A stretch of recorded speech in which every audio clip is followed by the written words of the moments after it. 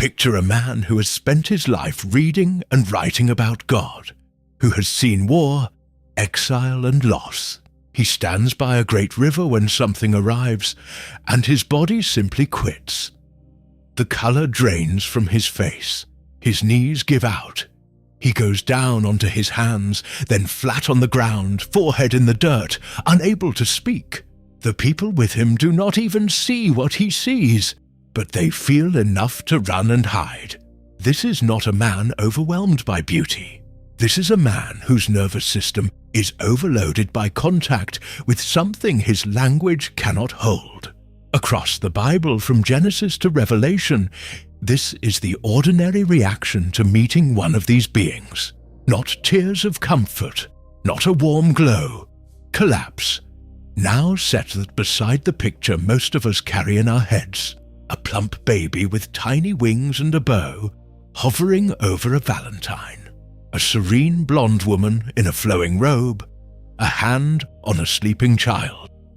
A soft glowing figure of comfort. That image is everywhere. Stained glass, greeting cards, Christmas trees, tattoos, hospital chapel walls. It is one of the most recognizable images in all of Western culture, and it has almost nothing to do with what the biblical text actually describes. The gap between the art and the words on the page is not small, it is enormous. Often the exact opposite.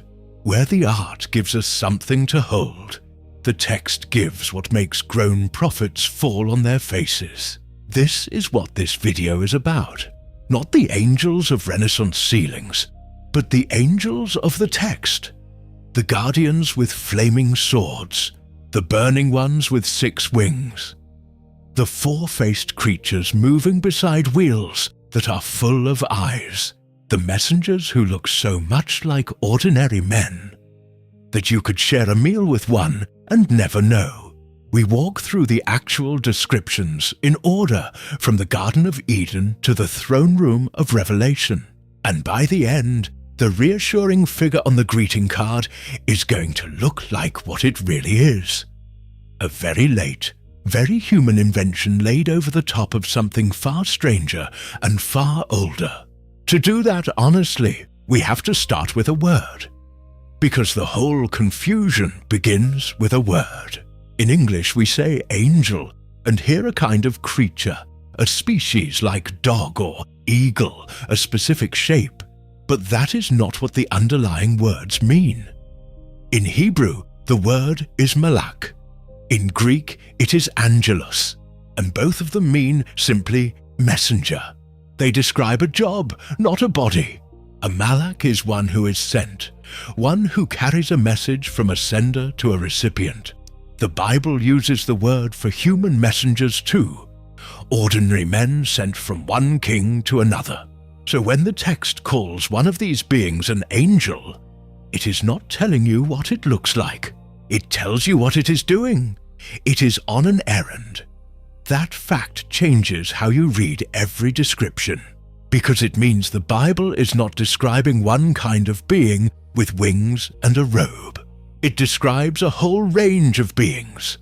Some like fire, some like animals fused together, some so completely human they can sit and eat, all doing the same job of carrying God's word into the world. The shape is not the point. The sending is the point. The word angel flattens that variety into one picture, which painters filled with the softest thing. The text never agreed to that. The New Testament writers assumed this range without pausing to explain it. In Hebrews 13 verse 2, the author writes, "Do not forget to show hospitality to strangers, for by so doing some have shown hospitality to angels without knowing it." Sit with how strange that is. It only works if angels look just like a tired traveler at your door. You cannot host a glowing winged baby. You can easily host a dusty man asking for a place to sleep. And sometimes that man is not a man at all.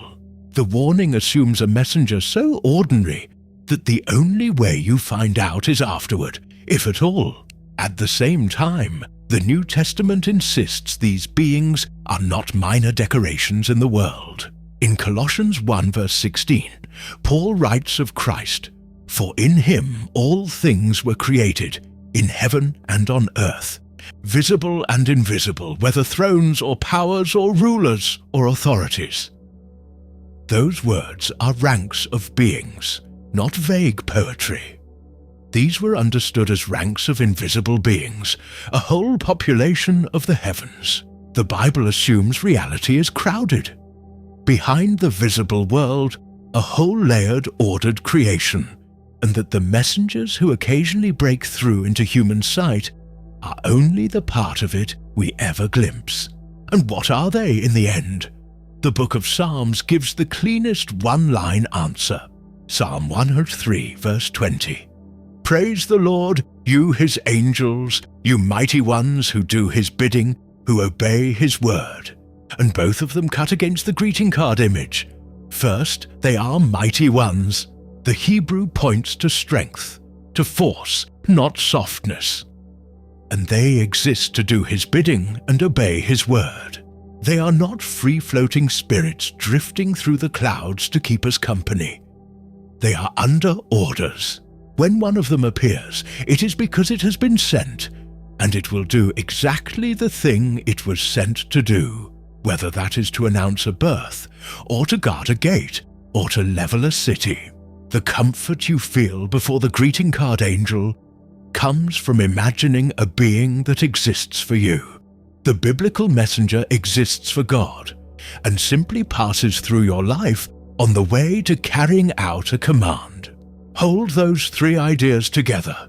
The messengers can be hidden, walking among us as strangers. They belong to a vast, ordered, invisible creation, and they are mighty instruments of a will not ours. None of that matches a chubby infant with a bow. So the honest question is not why the angels look so scary. It is where the soft version came from, and what did it paint over?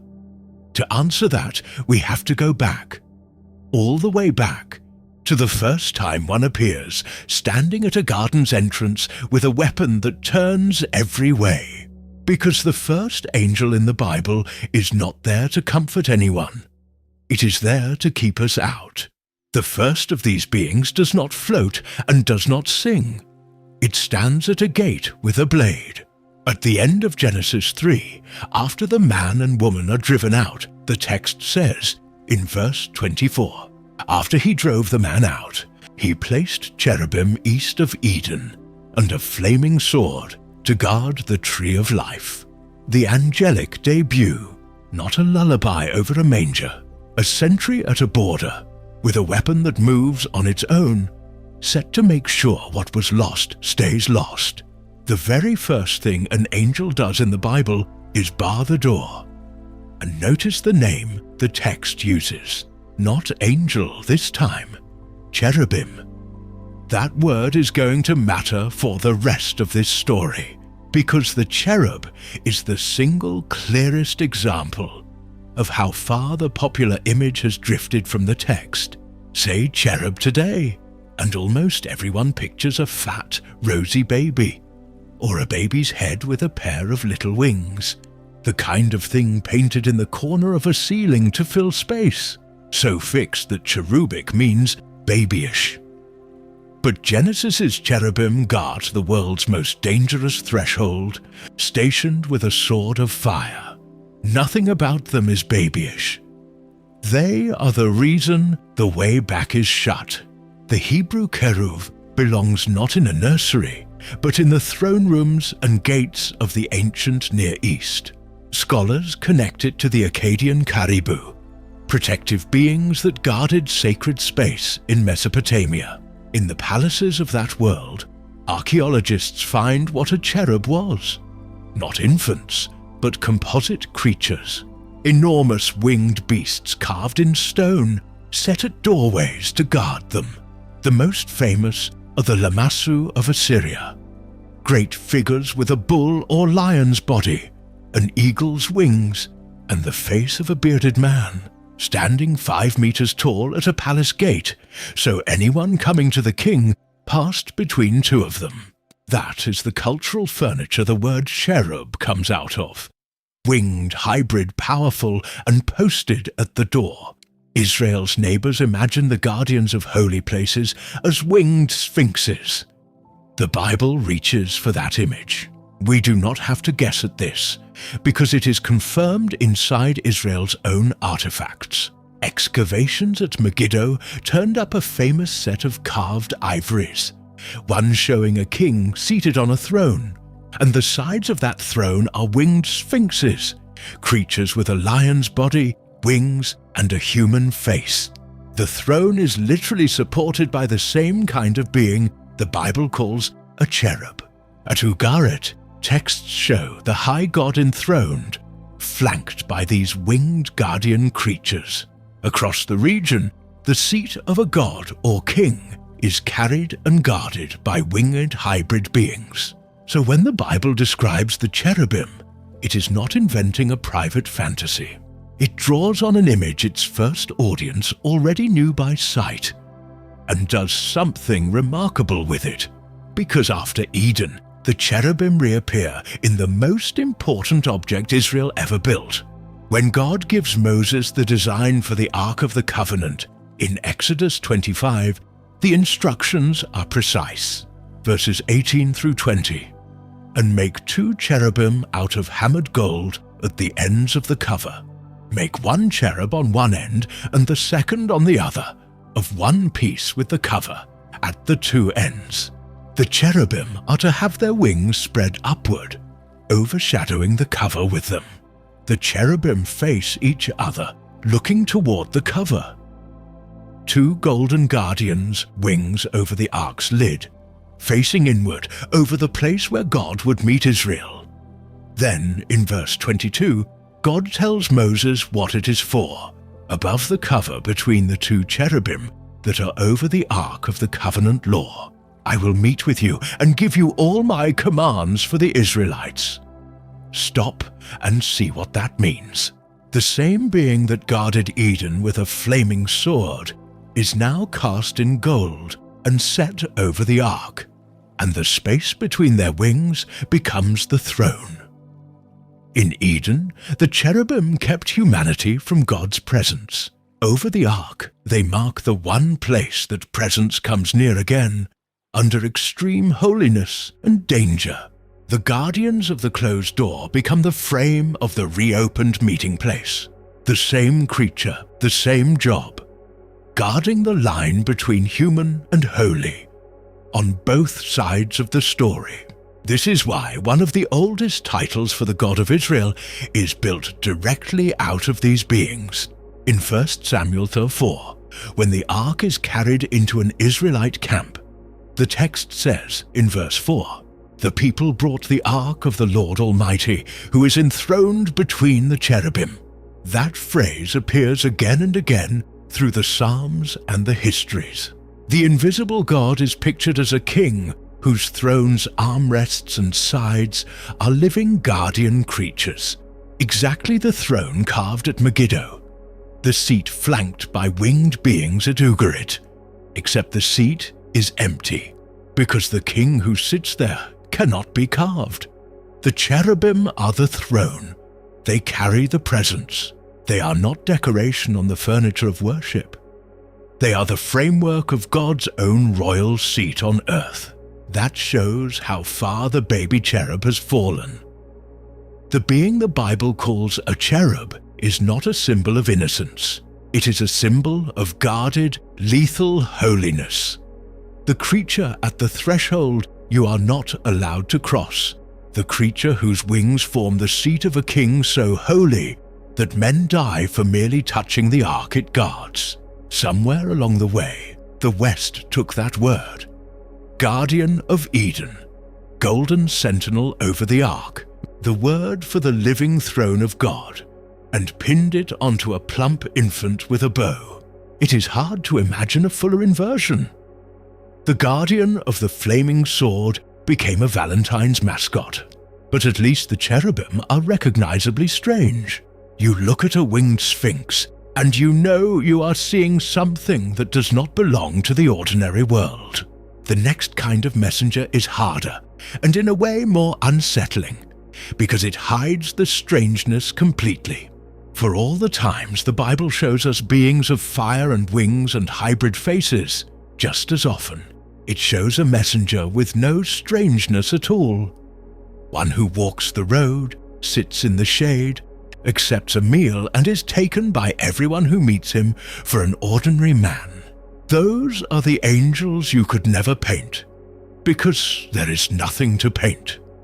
And they are where we turn next. There is a kind of angel no painter has ever captured, for a simple reason. There is nothing to paint. No wings, no glow, no flaming sword, no hybrid face, just a man, a traveler on the road, a stranger at the gate, someone you would pass without a second glance. This is the most common way messengers appear in the oldest scriptures, the one the greeting card image erases, because it cannot become decoration.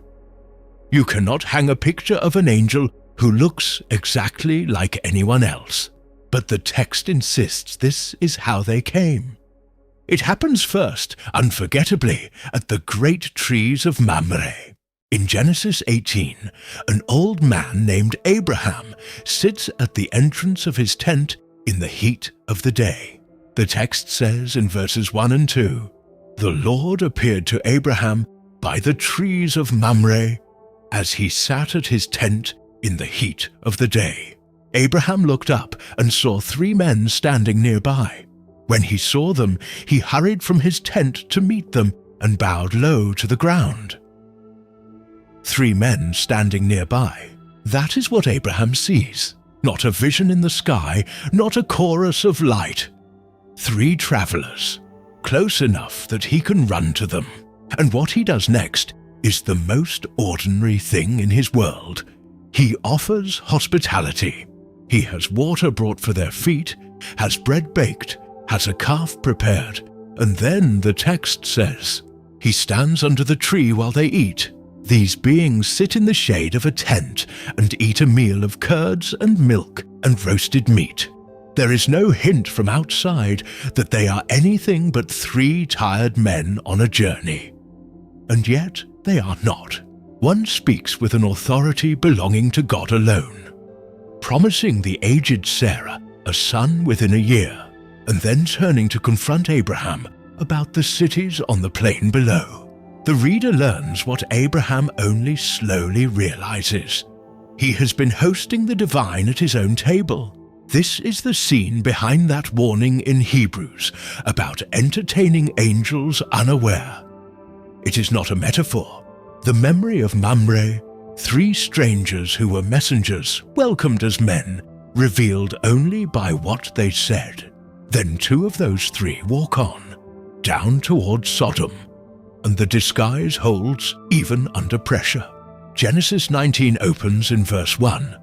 The 2 angels arrived at Sodom in the evening, and Lot sat in the city gateway. He rose to meet them and bowed with his face to the ground.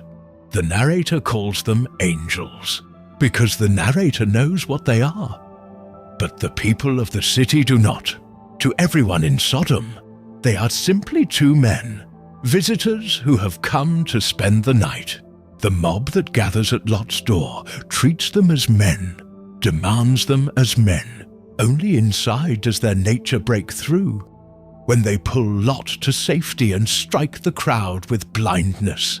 Right up until that moment, the total human disguise is airtight. You could stand in the street and shout at one of these beings, never suspecting it was a messenger of God.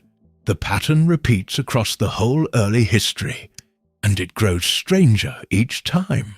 In Genesis 32, Jacob is left alone at night by the ford of the Jabbok. And the text says, in verse 24, "So Jacob was left alone, and a man wrestled him till daybreak." A man, written in that flat, physical word. Jacob wrestles no spirit or light. He grapples all night, hip to hip, with what reads as a human being. Only when his opponent wrenches his hip with a touch and refuses his name does Jacob grasp what he fought. and that he has, as he says, seen God face to face and lived. The messenger came so ordinary that Jacob could physically fight it. That is how complete the disguise is. It is there again on the eve of Israel's great battles. In the 5th chapter of Joshua, just before the fall of Jericho, Joshua looks up and sees once more a man. Joshua 5 verse 13, when Joshua was near Jericho, he looked up and saw a man before him with a drawn sword. Joshua went up to him and asked, "Are you for us or for our enemies?" "Neither," he replied, "but as commander of the army of the Lord I have come." Then Joshua fell face down to the ground and asked him, "What message does my Lord have for his servant?" The commander replied, "Take off your sandals, for the place where you stand is holy." Joshua had challenged him like any armed stranger on the road. "Are you one of ours or one of theirs?" The answer refuses the question, and the ground turns out to be holy. The same command once given to Moses, but the first impression was a man with a sword. The strangeness stayed hidden until it chose to speak. Sometimes the human likeness is so convincing that people only realize afterward, and it terrifies them. In Judges 13, a messenger comes to the wife of a man named Manoah to announce the birth of Samson. She runs to tell her husband, and the way she describes the visitor is telling. Verse 6, "Then the woman went to her husband and told him, 'A man of God came to me. He looked like an angel of God, very awesome. I did not ask where he came from, and he did not tell his name.'" A man of God. Her first thought, only his bearing, something awesome and unplaceable about him, made her reach for the word angel at all. And even then, she does not truly know until later in the story, when the visitor rises in the flame of their altar sacrifice, and Manoah cries out that they will surely die. Right up to the fire, they took him for a man of God, a prophet, a human holy man passing through. Put all of these together and a clear picture forms. A picture completely unlike the winged figure of the art. The most frequent way a messenger of God appears in the oldest scriptures is with no supernatural marks at all. As a traveler, you would feed. As a stranger, you would argue with. As a man, you could wrestle to the ground. The concealment is the point.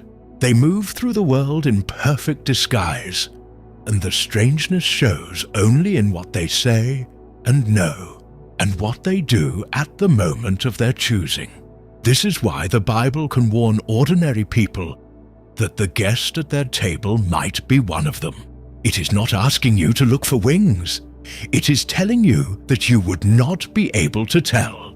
But there is a thread inside these scenes more disorienting than any, and the careful reader notices it early. In several scenes, the man does not merely speak for God. He speaks as God. He accepts worship.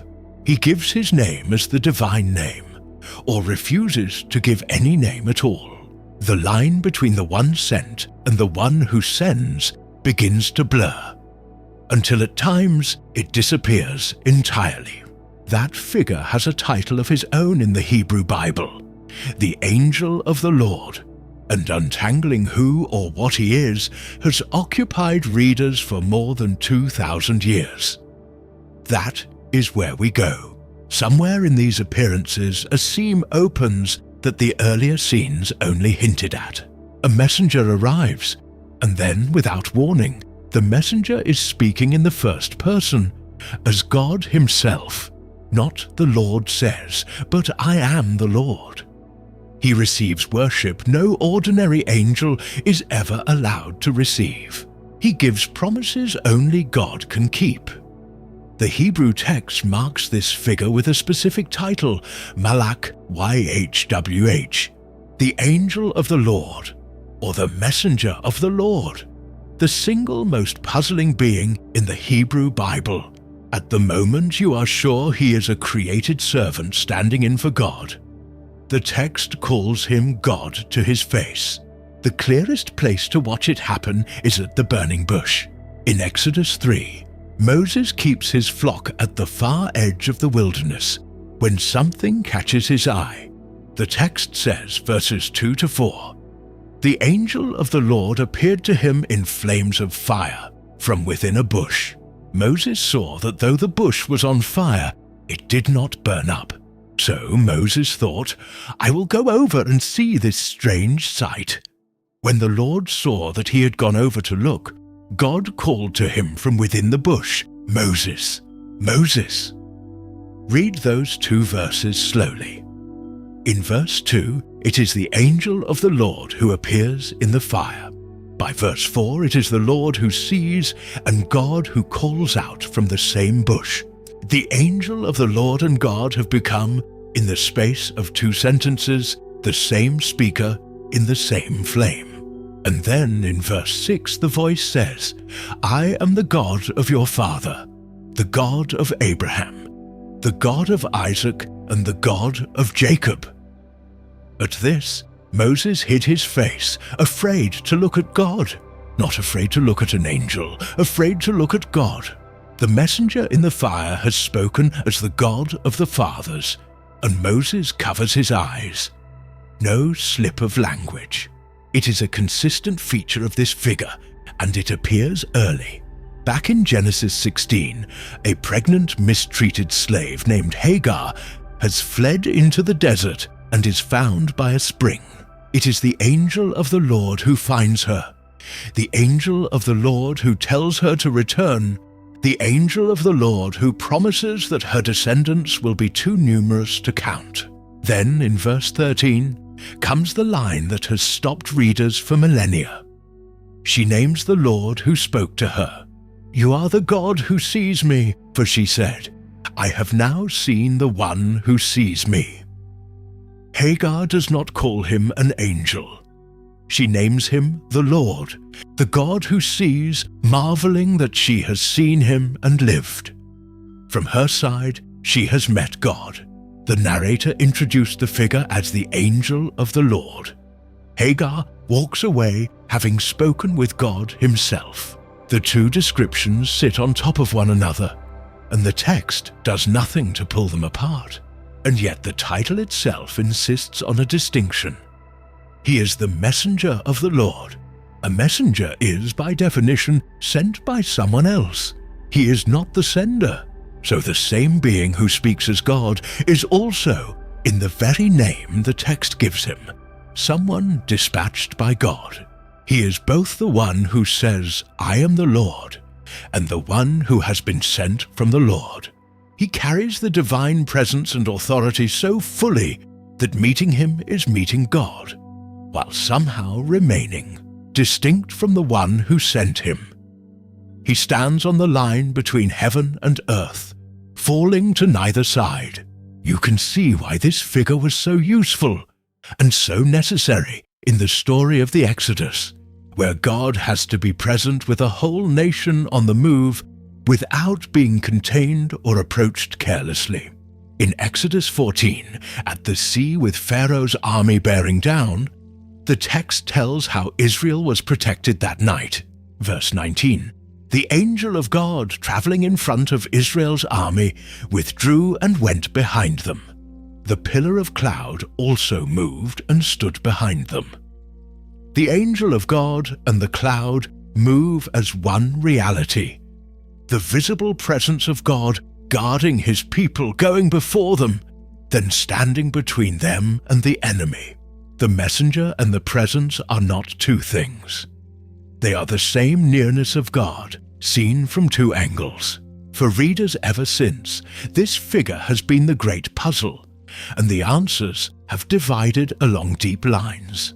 In the world of early Judaism, the sheer boldness of a being who speaks and is worshipped as God, while somehow remaining distinct from the God of Israel, was recognized and debated intensely.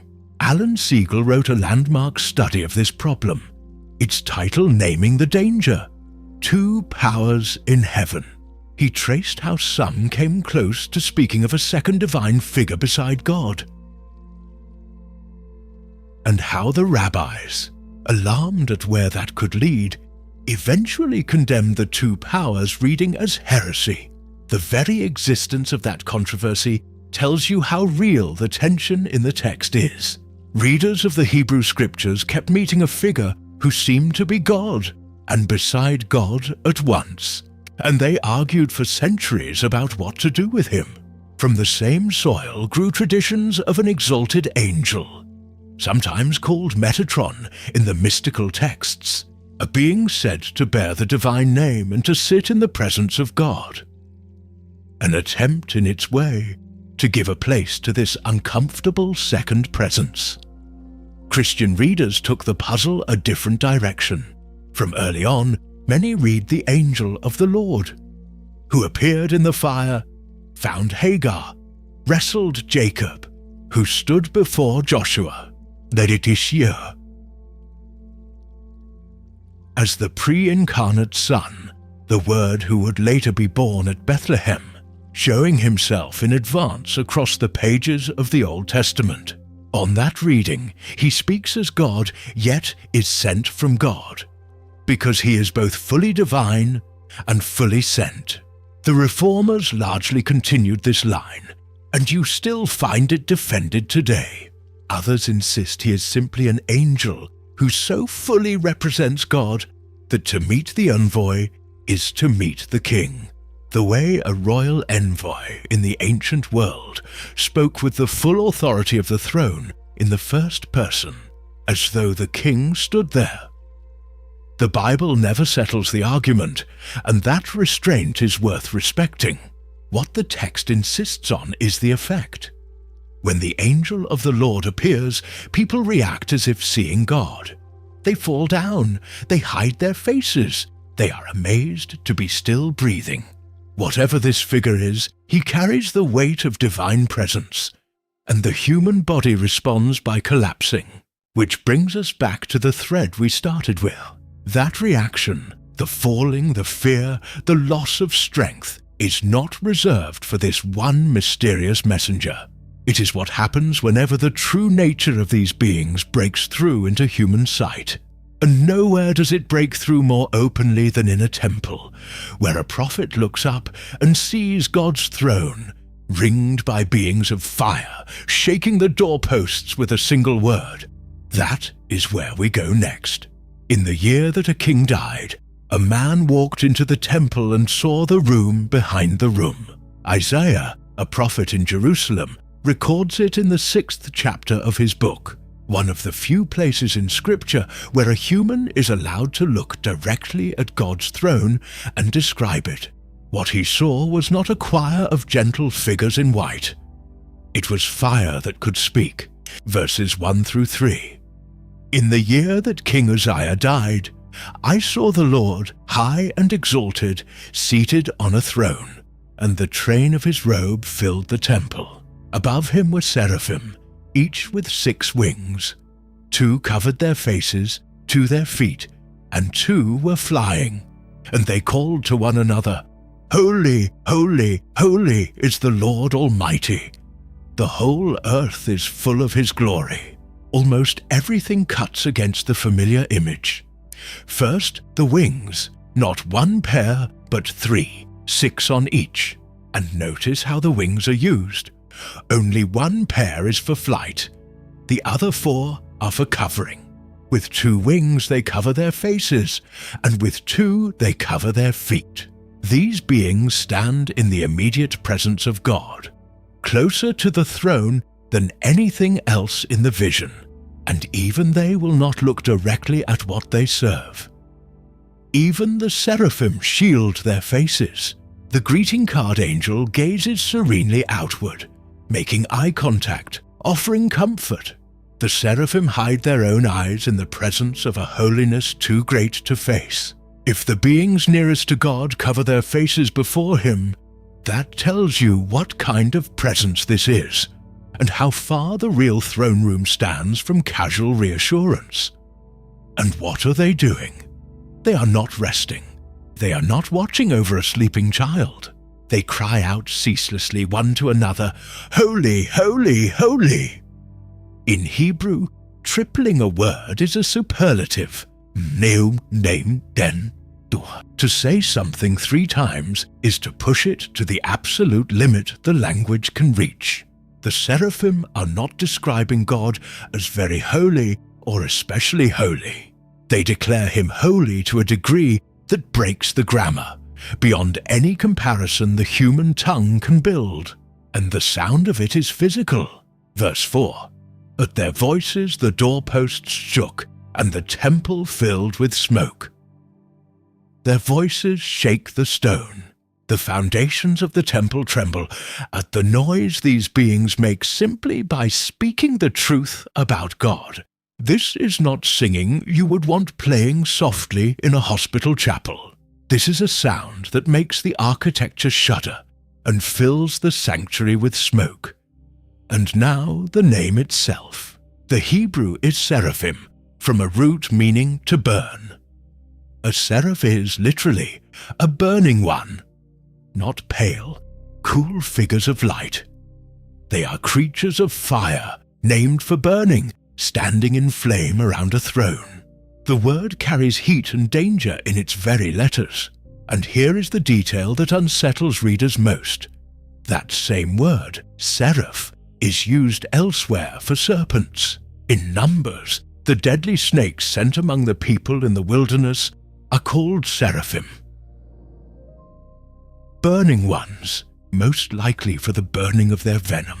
Numbers 21 verse 8. God tells Moses, "Make a snake and put it up on a pole. Anyone who is bitten can look at it and live." So Moses made a bronze snake and put it up on a pole. Then, when anyone was bitten by a snake and looked at the bronze snake, they lived. The burning serpent lifted on the pole, and the burning ones around the throne share a name. Fire and serpent are woven into the very word for these highest attendants of God. Whatever they looked like, the language ties the seraphim to something fiery and serpentine, not soft infants. This is less strange than it sounds, because Isaiah's world already had a visual vocabulary for exactly this. In the Near East, especially Egypt, the winged upright serpent was a sacred symbol of divine protection. The uraeus, the rearing winged cobra, sat on the pharaoh's brow, guarding thrones as a fierce, fiery guardian. And this imagery did not stay in Egypt. In Judah, archaeologists found seals and impressions, small carved stamps for marking property, depicting these winged serpents, 4- and 6-winged uraei, used by Judean officials in the prophet's era. The people who first heard Isaiah describe the seraphim were not baffled. They had seen winged, fiery serpents in clay and stone all their lives as emblems of guardianship. Isaiah takes that image, the winged burning serpent guardian, and sets it, glorified, around God's throne. Now put yourself where Isaiah stands, a prophet, a righteous man who has spent his life speaking for God, and his reaction to seeing this is not wonder, and it is certainly not comfort, it is ruin. Verse 5. "Woe to me," I cried, "I am ruined, for I am a man of unclean lips, and I live among a people of unclean lips, and my eyes have seen the King, the Lord Almighty." The word is undoing. Isaiah feels himself coming apart. Confronted with the holiness these creatures shield their faces from, he feels his own impurity unbearably, and his first thought is that he is finished, that a man like him cannot survive having seen this. This is the same reaction we keep meeting. The collapse, the sense of being unmade before the holy. And here it comes not even from God speaking, but simply from seeing the throne and the fiery ones around it. And then comes the mercy, and even the mercy is made of fire. Verses 6 and 7. "One of the seraphim flew to me with a live coal, taken with tongs from the altar. With it he touched my mouth and said, 'See, this has touched your lips. Your guilt is taken away and your sin atoned for.'" The being that cleanses Isaiah brings no soft, gentle hand. It carries a burning coal, lifted with tongs, even a seraph is careful, and presses it to the prophet's mouth. Purification here is cauterization. The burning one sears away the uncleanness. The touch that forgives burns. The whole scene runs on heat and holiness and awe, and not one element of it survives in the popular image. No wings folded in rest, no serene faces, instead 6 wings mostly for hiding. Voices that crack the stone, creatures named for burning, shaped like fiery serpents, and a prophet on the floor crying he is destroyed. Isaiah saw the throne from the front, from inside the temple, as a worshipper looking up. But another prophet, a generation later, saw that throne from a stranger angle, from outside a foreign land, coming toward him out of a storm on the horizon. And what he saw did not stay still and sing. It moved, it rolled, it had faces on every side and wheels full of eyes, and it came for him across the plain of exile. That vision is the strangest description of the heavenly beings in the whole Bible. And where we turn next, by a canal in Babylon, among the deportees, the priest Ezekiel watched the northern horizon as the sky opened. He was a captive far from the ruined temple, where beings like Isaiah's seraphim were said to stand, in a land whose gods were carved as winged bulls at the palace gates. What came from that storm is the strangest, most detailed description of heavenly creatures in the Bible. He spends an entire chapter trying to write it down, and you can feel the language straining, reaching again for something like and the appearance of, because he describes what his words cannot hold. It begins as weather. Ezekiel 1 verse 4, I looked and saw a windstorm coming out of the north.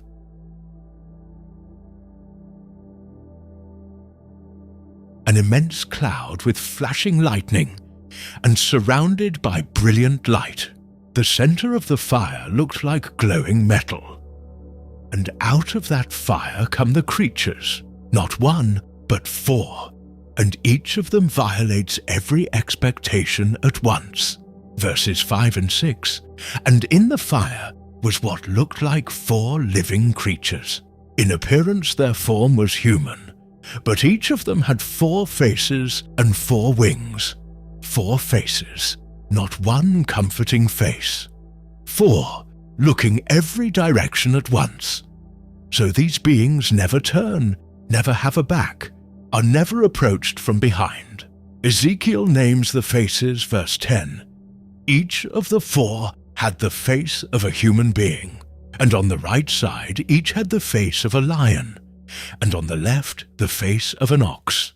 Each also had the face of an eagle. A man, a lion, an ox, an eagle, the highest of men, strongest of beasts, the strongest of tame beasts, the king of birds, fused into one creature, facing all 4 directions at once. And they burn. Verses 13 to 14. The living creatures looked like burning coals of fire, or like torches. Fire moved back and forth among the creatures. It was bright, and lightning flashed out of it. The creatures sped back and forth like flashes of lightning. Fire moves between them. Lightning shoots out. They dart back and forth faster than the eye can follow, quick as the lightning itself. Their legs gleam like polished bronze, and beneath their wings are human hands. Wherever the spirit goes, they go, all 4 as one without turning. A face on every side needs no turning. Try to hold the image steady, and it slips, because it is not built to be held. It is built to overwhelm.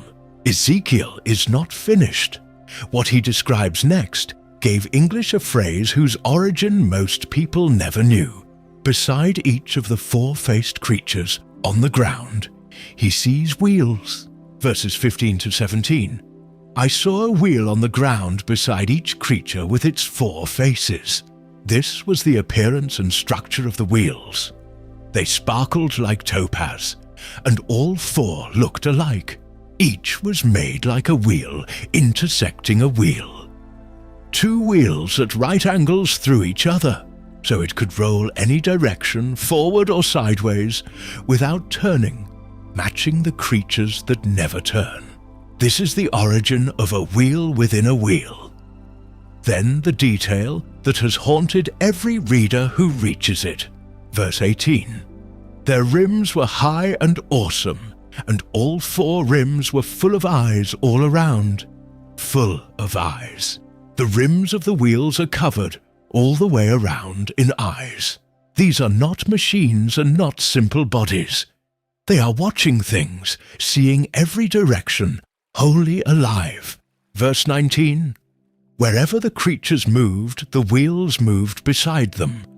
And when they rose, the wheels rose too, because the spirit of the living creatures was in the wheels. The wheels are alive with the same spirit. Later Jewish tradition gave these wheels a name of their own. The Ophanim, the word simply meaning wheels, and counted them among the ranks of the heavenly host, living wheels of eyes that move with the throne. Because that is what all of this is, a throne. Above the creatures and wheels, Ezekiel sees a vault gleaming like ice, and above it a throne of sapphire, and on the throne a figure like glowing metal wrapped in fire, ringed with radiance like a rainbow in cloud. The 4 burning 4-faced creatures and their eye-covered wheels are carrying it. This is the same idea as the cherubim over the ark, living guardians that form and carry the seat of God. Except here it is not gold on a box in a tent. It is moving. It has come out of the north on wheels of fire and eyes, into a foreign land, to a captive priest, to show him that the God he thought trapped in a burning city can travel to Babylon and stand over him at will. Ezekiel himself, later in his book, confirms what these creatures are. In chapter 10, describing the same vision at the temple, he says plainly in verse 20, these were the cherubim, and that he now knew the beings he had seen by the canal were cherubim. The eye-rimmed wheels return, their bodies completely full of eyes all around. So, the guardians of Eden, the golden ark figures, and these 4-faced burning creatures under the throne are one order. The cherubim, seen at last in motion and on fire. And what does it do to a human being to see this? Exactly what it did to Isaiah and to Joshua and to Manoah.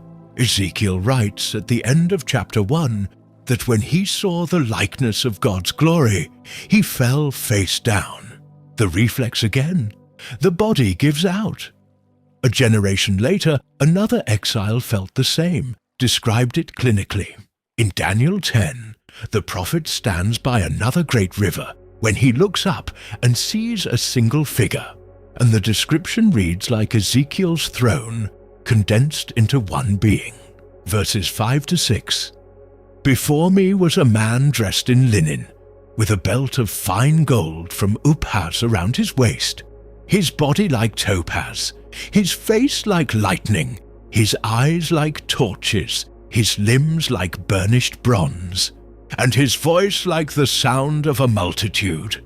A face like lightning, eyes like torches, a voice like a crowd. And Daniel tells us precisely what that did to him and to the men around him. Verses 7 through 9. I, Daniel, was the only one who saw the vision. The men with me did not see it, but such terror overwhelmed them that they fled and hid themselves. I was left alone, gazing at this great vision. I had no strength left. My face turned deathly pale, helpless.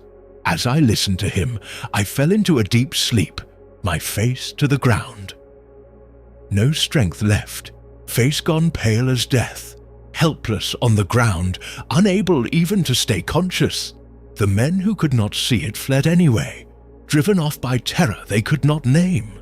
This is the same being class the greeting cards turn into a soothing presence, and the effect it has on one of the most faithful men in Scripture is total physical collapse. For centuries this vision, Ezekiel's throne chariot, the Merkabah in Hebrew, was thought so dangerous and holy that Jewish tradition placed strict limits on who could even study it. It became the seed of an entire stream of Jewish mysticism, the Merkabah tradition, in which the ascent toward that throne was seen as the most perilous journey a human mind could attempt. That is how far this is from decoration. The rabbis did not hang the 4 living creatures on the wall. They warned against staring too long. So far, every one of these beings appears in the Hebrew Scriptures, but the New Testament does not soften any of it.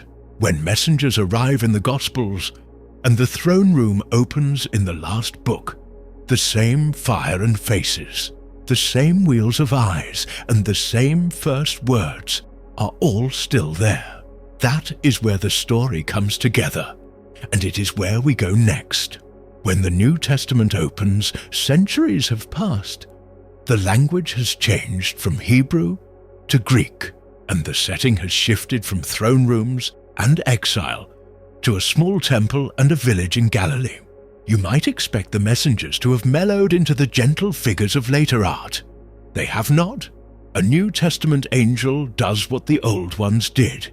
It appears, and a righteous man is undone by fear. It happens inside the temple in Jerusalem. In Luke chapter 1, an old priest named Zechariah burns incense in the sanctuary, alone, while the people pray outside. And there, beside the altar, someone is standing who was not there a moment before. Verses 11 through 13. An angel of the Lord appeared to him, standing at the right side of the altar of incense. When Zechariah saw him, he was startled and was gripped with fear. But the angel said to him, "Do not be afraid, Zechariah. Your prayer has been heard."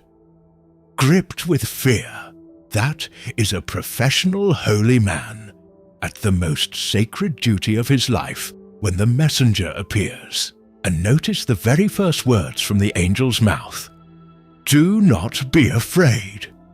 Sit with why they are necessary. You do not need to tell someone not to be afraid of a plump baby with a bow. You do not say, "Do not be afraid," to a soothing figure of comfort. You say it to someone already terrified, because the being in front of them is genuinely terrifying to behold. That phrase, repeated whenever they speak to people, is proof the biblical angel is not what the art shows. If it were, no one would ever need to be told to calm down. This messenger gives his name, and it is a name that carries weight. Later in the same chapter, verses 26 to 30, God sent the angel Gabriel to Nazareth, a town in Galilee, to a virgin pledged to a man named Joseph, a descendant of David. The virgin's name was Mary. The angel went to her and said, "Greetings, you who are highly favored. The Lord is with you." Mary was greatly troubled at his words and wondered what kind of greeting this might be. But the angel said, "Do not be afraid, Mary. You have found favor with God." Again, greatly troubled and shaken, again the same first reassurance. Do not be afraid. And again a name, Gabriel. That name is not new. It is the same Gabriel who appeared to Daniel by the river in the days of the exile, one of the very few messengers in all of Scripture given a personal name at all, which raises a point worth pausing on. In most of the Hebrew Bible, the messengers are anonymous. They refuse their names. The being who wrestled Jacob would not. The visitor to Manoah would not. Only in the later books, Daniel among them, are a few of them named. Gabriel and Michael, the great prince. That belongs to a flowering of thought about the heavenly host just before the New Testament, as in Tobit, where the angel Raphael travels in disguise as a human companion. and the traditions gathered in 1st Enoch, where the ranks and names of the angels are laid out in detail. By the time Gabriel speaks to Mary, he arrives already known, a named prince of the heavenly court. Then comes the central morning of the New Testament, its messenger in the old language of lightning and terror. In the 28th chapter of Matthew, the women come to the tomb at dawn. Verses 2 to 4. There was a violent earthquake, for an angel of the Lord came down from heaven to the tomb, rolled back the stone and sat on it. His appearance was like lightning, and his clothes were white as snow. The guards were so afraid of him that they shook and became like dead men. His appearance was like lightning, the same word used of Ezekiel's creatures and Daniel's man in linen. And look at what happens to the soldiers. These are Roman guards, trained men, posted precisely because they are not easily frightened. And at the sight of this single messenger, they shake and fall down like dead men. The being who announces the resurrection is not a soft presence. It comes with an earthquake, looks like lightning, and hardened soldiers drop as if killed just from seeing it. Even at the story's most joyful moment, the messenger of the news is something the body cannot stand before. At the very end of the Bible, the throne room opens once more, and every strand we followed gathers into one. In Revelation, John sees, around the throne, Isaiah and Ezekiel fused into one overwhelming picture. Chapter 4, verses 6 to 8. Around the throne were 4 living creatures, covered with eyes in front and in back. The first was like a lion, the second like an ox, the third had a face like a man, the fourth like an eagle. Each of the 4 living creatures had 6 wings, and was covered with eyes all around, even under its wings. Day and night they never stop saying, "Holy, holy, holy is the Lord God Almighty." See what John has done. The 4 faces, lion, ox, man, eagle, are Ezekiel's creatures. The 6 wings are Isaiah's seraphim. The eyes covering them in front and in back and even under the wings are the eye-rimmed wheels of the exile. Their unending cry day and night is the same 3 words that shook the temple doorposts. Holy, holy, holy. What the prophets saw in pieces, John sees whole and eternal. Burning wings, many faces, endless eyes and cry, encircling the throne of God forever. And the messengers of Revelation are built on the same scale. In the 10th chapter, John sees one of them come down, and the description reaches for the size of the sky. Verse 1. Then I saw another mighty angel coming down from heaven. He was robed in a cloud, a rainbow above his head, his face like the sun, his legs like fiery pillars, crowned with a rainbow, a face blazing like the sun, legs like columns of fire. This is a being so vast and bright that John describes it the way you would a storm front or a sunrise. There is nothing here you could set on the top of a Christmas tree. There is nothing here you would call cute. It is the same terror and glory running through every one of these appearances from the Gate of Eden onward, standing now at the climax of the story, still burning, still enormous. Nothing at all like the pictures. So the shape of it is clear, from the first book of the Bible to the last. The guardians with the flaming sword, strangers you could feed unknowing, the one who speaks as God, the 6-winged ones, creatures on wheels of eyes, Gabriel by the river and at the tomb, the mighty angel with a face like the sun. Not once in all of it does a plump winged baby appear. Not once does the human reaction to seeing these beings match the serenity of the paintings, which leaves one honest question, and it is the question we have been circling from the beginning. If the Bible describes something this strange and overwhelming, Where did the other picture come from? Where did the angels get their baby faces? That last part of the story does not begin in the Bible at all. The soft angel does not come from the Bible. It comes from an art studio, older than Christianity itself. If you want to find the real origin of the plump-winged baby, you do not open Genesis or Revelation.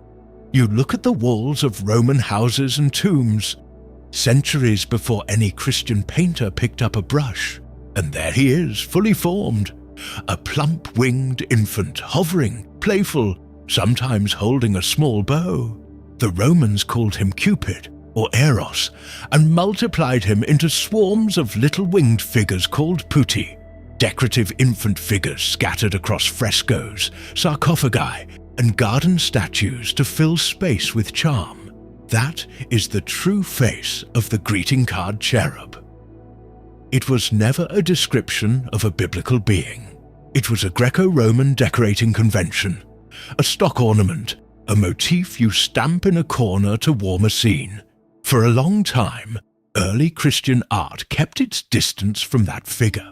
The oldest Christian images show angels as dignified young men in robes, sometimes with no wings at all, closer to the messengers who walked up to Abraham than to anything hovering and infantile. Wings came in gradually, borrowed partly from the winged victory figures of the classical world, as a way to signal this being belongs to heaven. But the beings themselves stayed adult, upright, serious. The terrifying scale of the biblical descriptions was hard to paint, and much of it was quietly set aside. Few medieval frescoes even attempt 4 faces and wheels of eyes. But the softening into babies had not come. The angel of early and medieval Christian art is a solemn figure, not a cute one. The great change came with the Renaissance, because it fell in love with the classical past. As Italian painters rediscovered Greece and Rome, they brought the Puto back, those plump winged figures, and folded them into Christian scenes. At first background, small figures around a Madonna, filling an altarpiece's corners, adding tenderness. But the church had a word sitting ready, and the two things fused. The winged figures slid into the slot named cherub, a Roman motif wed to a Hebrew word for Eden's guardians, the cherub as a fat, angelic baby. The most famous example hangs at the bottom of a single painting. In Raphael's Sistine Madonna, 2 small winged boys lean on a ledge, chins on hands, gazing up in boredom. Those 2 were later cut out and reproduced more widely than almost any image in art. On cards, mugs, pillows. Millions of people have those 2 Renaissance putti in their minds as the definitive picture of a cherub, with no idea that the being whose name they wear once stood at the gate of Eden with a sword of fire. The whole mechanism, a pagan Roman ornament revived by Renaissance painters, married to a word it never fit, and mass-produced for 500 years until the copy replaced the original. The Bible was not reinterpreted. It is that a completely different image, from a completely different source. It was slid under the vocabulary until angel and cherub summoned a picture the text would not recognize. Sorting the angels into neat hierarchical ranks also came from outside the Bible, from a more thoughtful source.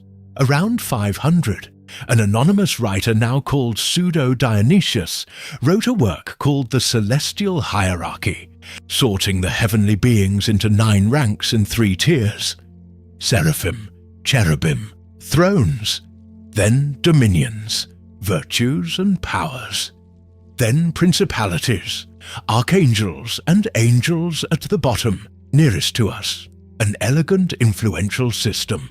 The 9 choirs shaped medieval theology, Dante's heaven, and later imagination. But it is worth being honest about what it is. The Bible never lays out such a scheme. It names seraphim, cherubim, archangels, thrones, and powers, but never lines them up into 9 tidy choirs. That structure is a later synthesis, an ordering imposed on descriptions the biblical writers left wild. Scripture gives fire and faces and wheels and terror. The hierarchy gives a chart. They are not the same thing. And the New Testament itself adds a warning against getting too comfortable with any angelic image. Paul, writing to the Corinthians, reminds them that appearances can deceive precisely in this realm. 2 Corinthians 11:14. Satan himself masquerades as an angel of light.